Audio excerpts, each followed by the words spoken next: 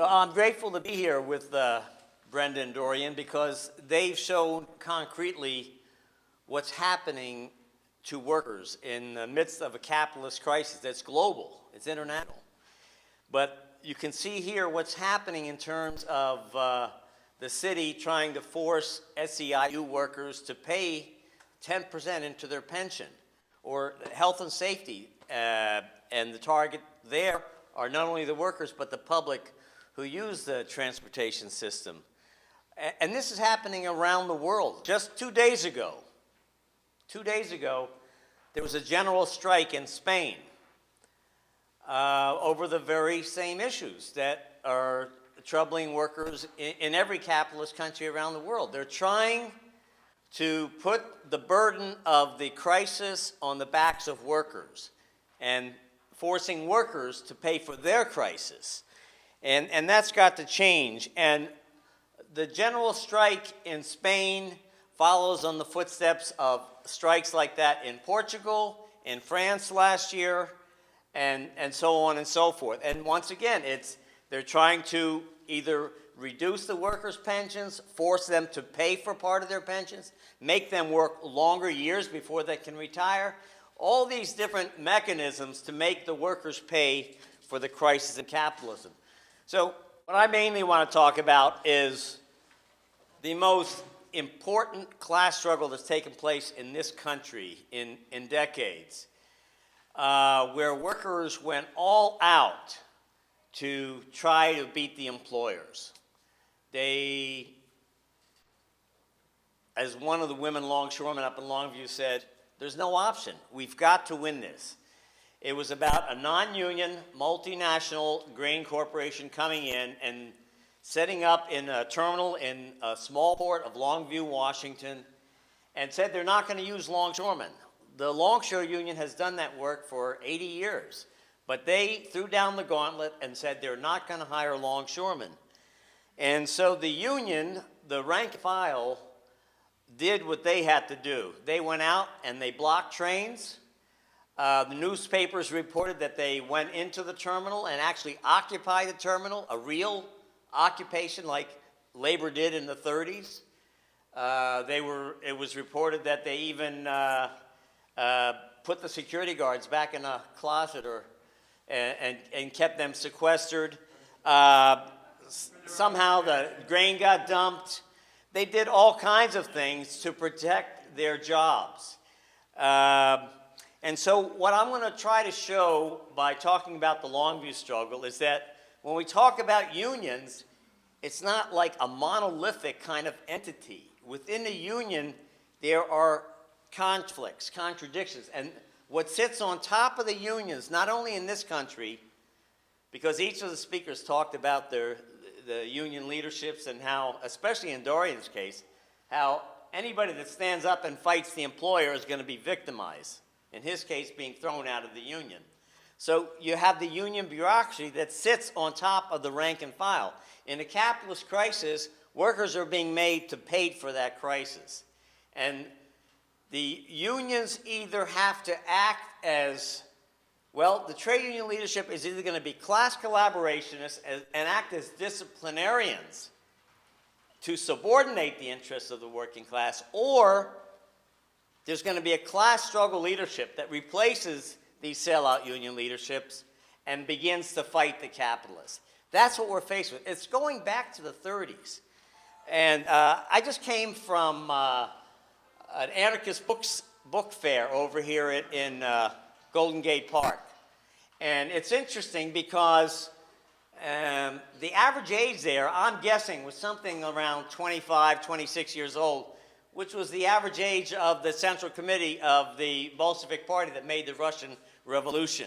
So if you're going to be a revolutionary and a fighter, it usually happens in your youth. And that's not to disparage the audience here, because we have some people still up in their age, like myself, that still believe that revolution is possible in this country.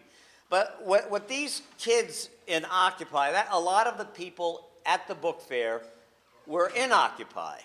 And one of the healthy things that comes out of this is that here we are in the Bay Area. We've seen real social movements develop here over the decades. The first actually was a general strike here in San Francisco in '34. But 30 years later, we also, and that's probably because the stage was set from that '34 strike that colored what the political atmosphere in the Bay Area would be. And so we had the free speech movement come out of Berkeley. We had the Black Panthers in Oakland. There were several different types of social movements that were born here in the Bay Area. And I think that's a real testament to the class struggle. So Occupy Oakland, the New York Times says, is in the vanguard of the Occupy movement. And the reason for that is that they've seen the power of the working class. Now, I'm not painting a broad brush to say everybody in Occupy sees the necessity of linking up with the working class. But there is an element, particularly the anarchist element, that sees the importance of the working class. So here we've had these social protests in the Bay Area around free speech, defense of blacks against police brutality, the anti-war movement. But what this movement starts out saying, their premise was, in a march in Oakland, death to capitalism. They already see, these young people, where the problem lies. So I think it's a very healthy start. And they really came to prominence when they linked up with the Longshore Union in the ports. Not the union bureaucracy, but the rank and filers. And maybe some of you saw what happened, probably most of you did, on November 2nd in Oakland, my hometown. The port was shut down. Something like 30 to 40,000 people marched into the port. Part of it was because of the police brutality that was shown across the TV of this young man, Scott Olson, who was brutally attacked by police as they tried to disband the encampment in front of City Hall. He served 2 tours of duty in Iraq, and he came back to face this kind of police repression. But also, they tied their demands in with the Longshore Union, with this struggle in Longview. And they understood that it's the struggle for the ILWU, which is probably one of the most militant unions in the country, a union that has a long history of taking stands on social justice issues, like the anti-apartheid struggle back in the 80s. We stopped the ship from South Africa. Brother Howard Kaler here was the man who made the motion at the union meeting to hit the next ship that came in from South Africa. And for 11 days, longshoremen refused to work that ship. That's the kind of a union the ILWU is. We also shut down the ports around the question of freedom for Mumia Abu-Jamal, black political prisoner on death row in Pennsylvania. We've taken solidarity actions for the Liverpool dockworkers, for Charleston longshoremen, and a couple years ago on May Day, 2008, we shut down all the ports on the West Coast to demand an end to the imperialist wars in Afghanistan and Iraq. So we've got a pretty good legacy going for us there. Mumia is off death row. That doesn't mean until he gets out of prison, this man's life will be threatened. One of the most eloquent fighters against capitalism, and he's still imprisoned in Pennsylvania. So here we have a union that's under attack, and Occupy got it, that if the capitalists can defeat the most militant union in this country, then the rest of the unions are fair game. We didn't want a repeat of PATCO.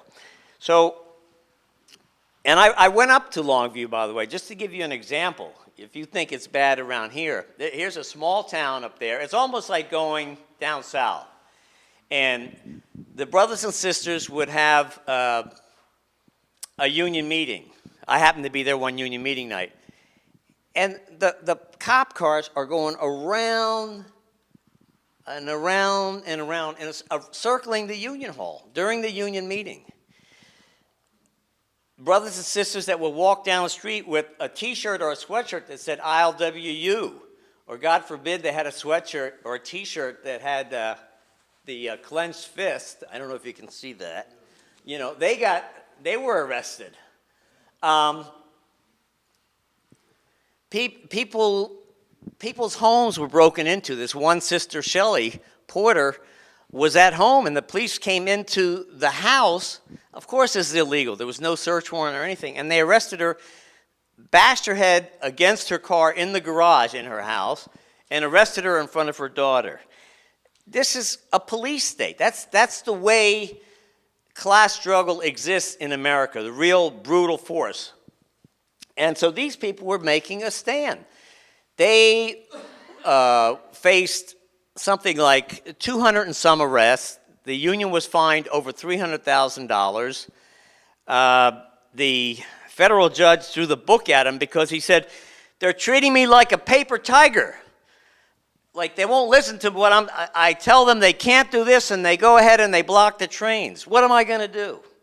And so they call out more of the state police. You know, where this thing was going was on December 19th. Now, after the November 2nd action in the Port of Oakland, Occupy LA said, we want to do an action for the port truckers, mainly immigrant workers. They wanted to get organized and have a union. And so Occupy Oakland picked up on Occupy LA's call and said, well, why just LA? Let's spread this thing up and down the coast, and not just for the truckers, but let's tie it into Longview. So let's call on Seattle, Tacoma, Portland, Oakland, San Francisco, shut it down. And the union officials said, well, you know, we agree with your general goals around November 2nd, and we appreciate your support, but no thanks. We don't need to shut the ports down. Obviously, the word came down from the big shippers that enough is enough. You've got a legal contract to provide labor. Enough of this shutting the ports down. So the union officials went all out before December 19th to stop the shutdown particularly in Oakland, but also in Portland. The president of the local went on TV to say, my members, if there's a picket line up here by Occupy, we're going through that picket line. Okay? That's exactly what I said at the beginning of this talk, that the trade union bureaucracy will act as disciplinarians to make the rank and file, or try to make the rank and file subordinate to the capitalist laws. And the laws that came down, the federal judge said it's illegal to shut the port down in solidarity with the brothers and sisters in Longview. What happened on December 19th was, I think, kind of a litmus test. It was decisive in terms of which way this struggle was going to go, because the union officials in Seattle and in Portland, Tacoma, Oakland, told the members, we're not shutting down, everybody's going to be working, cross the Occupy picket lines. And what happened on December 19th was in some ways more decisive than what happened on November 2nd. There weren't 30 or 40,000 people marching in the port.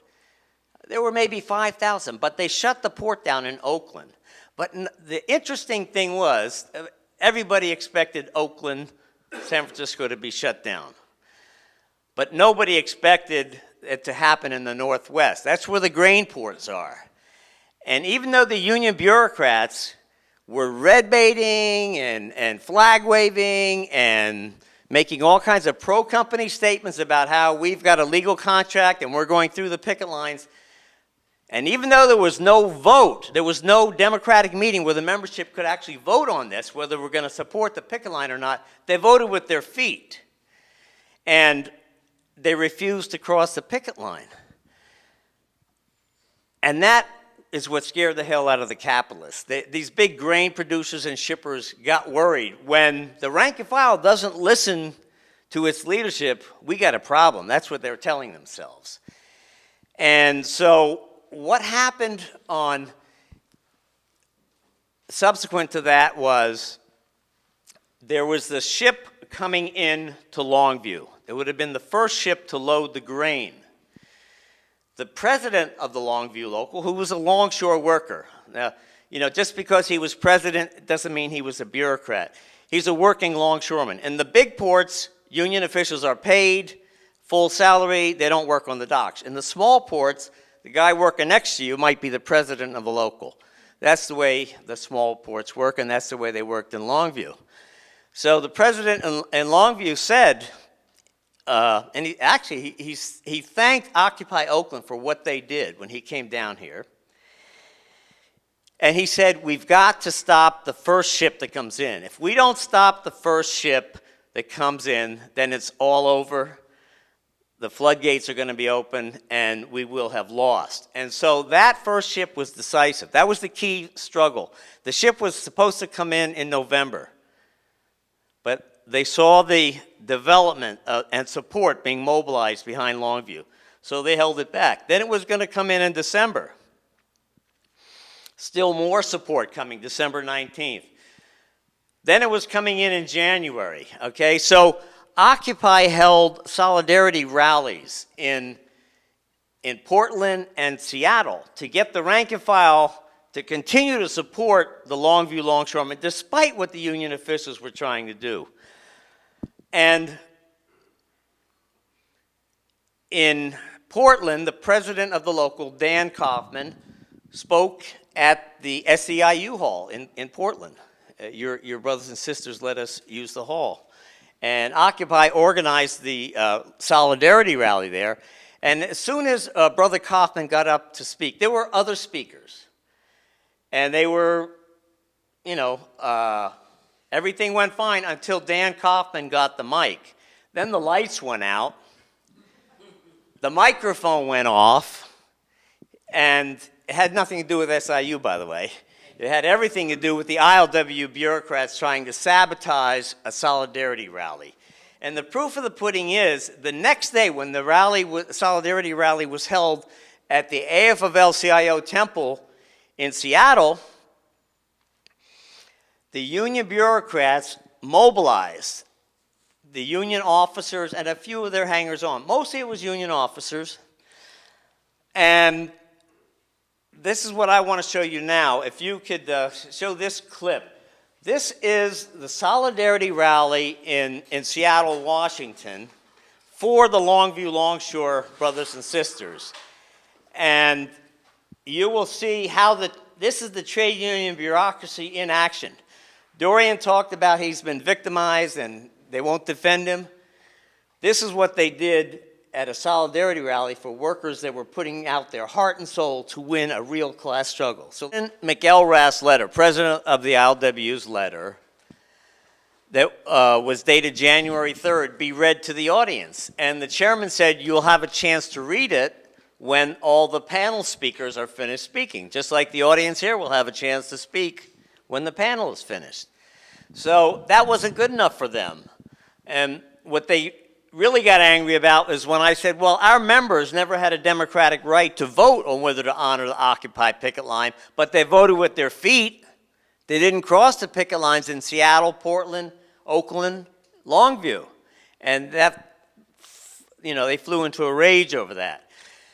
The point of that letter is really simple. McElrath says in the beginning, we want people to come in to Longview in a peaceful fashion when the ship comes in. The important thing is to make sure that all the ports are working when the ship comes in. We'll have a peaceful protest. We're going to listen to what the police tell us to do. We're going to listen to what the military tells us to do. And the letter, time and again, refers to the Department of Labor. It refers to Taft-Hartley. This is the essence of the trade union bureaucracy. They are going to go by the laws of the capitalists, of the ruling class. Taft-Hartley is the most vicious anti-labor law that has come down in this country. It banned militants and communists from the leadership of unions during the McCarthy period. It banned mass picketing, which won strikes. Solidarity or secondary boycotts were illegalized. These are the tools that built the labor movement in the United States. They're the tools that are being put in the tool shed and haven't been used in decades, and that's why the labor movement is down to 7.5% in private industry. And it's going down lower each day. So what we've got to learn from, I think, this Longview struggle is that, well, let me step back just 1 second. The employers, Export Grain Terminal, which is a multinational conglomerate, had two basic demands when they went into negotiations early on, before all this struggle happened. They didn't want to use the union hiring hall, which is the basis of our union's power. In order for the employers to work a shift, they've got to call the union hall and order workers for different categories of work. EGT said, no, that's a thing of the past. We'll have none of that. They wanted to handpick who they wanted to hire, and the other thing is they wanted to be able to fire them without any kind of grievance machinery. If they don't like the color of your eyes or whatever, they can fire you for whatever reason. Now, if you have those two things, you've got the union. You have complete control of the union, because you can't do... One of the arguments of the union bureaucrats is to say, we protected our jurisdiction. Yes, the jobs there are ILWU, but the employer handpicks who he wants, favoritism, and he can fire whoever he wants. So there's no grievance machinery, no union protection. Under those conditions, you can't say that we've got our foot in the door and we're going to improve things. The moment you try to improve something under those conditions, you're going to be fired. So this is an illusion to say that this was a victory. It's not a victory, because now the big contract negotiations are coming up in a few months with the Northwest grain operators. And guess what? They're already saying, me too. We want what you gave to EGT. So is that a victory? That's an indication right there. If the other companies want that, it wasn't a victory. But the pages of the union newspaper, the Dispatcher, call this a significant victory. I'm going to tell you, if we have any more victories like this, we're not going to have an ILWU much longer. That's where things are going. And I would say that about the rest of the labor movement. If it keeps going in the direction it's going, you'll have a labor movement in name only, but it will not have any muscle to defend the rights and interests of workers. And so what I say is, and I've run on programs in the ILWU like this, Howard did before me, is that basically in a capitalist society, capitalist countries, you can't go to the courts, use the courts against the union. The courts are already stacked. We saw the way the federal judge was handing down his rulings. But to go to those same courts and ask them for justice, it's not going to happen. The same thing with the police. The role of police was crystal clear. Some of the people had illusions that, oh, this police officer lives down the street from me. He's my neighbor. Hey, when they put on that blue uniform and they got that gun on their side, they're taking orders for the man and they are going to do their job. And that's what happened. People got whipped pretty bad by people who were their neighbors, arrested by them, thrown in jail. So it's crystal clear that I think you can't get justice through the courts, and what it's going to take to really change the labor movement is to build militant caucuses within the union based on a class struggle program that's going to fight the union bureaucracy, which is holding back the class struggle, oust them from office, and put in a militant leadership that can once and for all take on the ruling class. Thank you very much.